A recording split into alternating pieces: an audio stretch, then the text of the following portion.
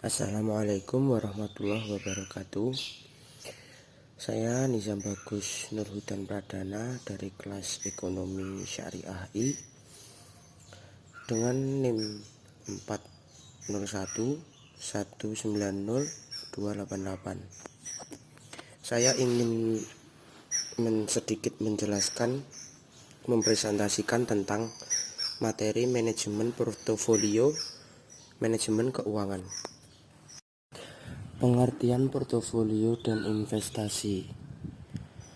Portofolio yaitu merupakan sekumpulan investasi dalam bentuk sekuritas, dan investasi sekuritas adalah selembar kertas yang menunjukkan hak pemodal yang memiliki kertas tersebut.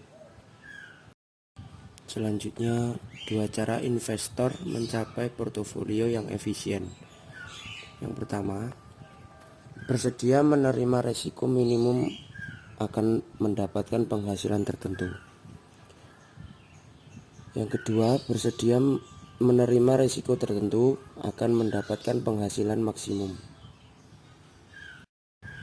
Next, langkah-langkah kegiatan portofolio. Menurut John Dickinson, 1. Placement analysis. 2. Portfolio construction. Ketiga, portfolio selection. Dan menurut Robert Ang, 1. Melalui analisis yang cermat. 2. Melakukan pembobotan masing-masing instrumen. Yang ketiga, melakukan horizon investasi. Dan yang terakhir, melakukan perhitungan expected. Dua risiko investasi. Yang pertama, risiko tidak sistematik adalah risiko yang dapat dikurangi atau dihindari dan terkait dengan suatu saham tertentu apabila melakukan bisnis atau surat berharga lainnya. Dan risiko sistematik adalah risiko yang tidak dapat dihindari apabila melakukan bisnis saham lainnya. Cara lain untuk mengurangi risiko investasi. Korelasi positif. Usulan investasi yang dirasa memberikan risiko yang lebih besar harus memberikan keuntungan yang lebih besar. Korelasi negatif. Suatu usulan investasi yang memberikan risiko besar namun memberikan keuntungan lebih kecil. Dan tidak ada korelasi.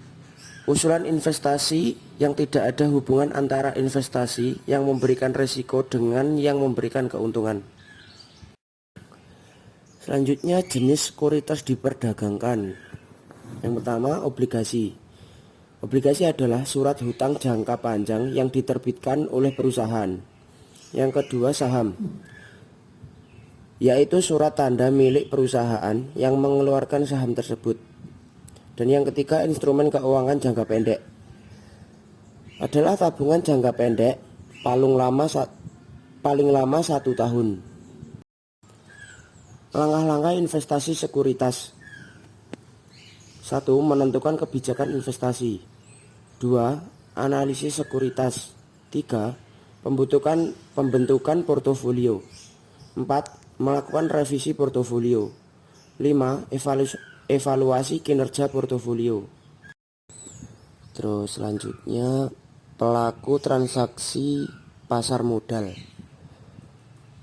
Yang pertama, pemodal. Mereka yang mempunyai modal melakukan pembelian dan penjualan sekuritas. Selanjutnya, pialang atau broker. Bertindak sebagai agen untuk seorang pemodal dan memperoleh imbalan dalam bentuk komisi.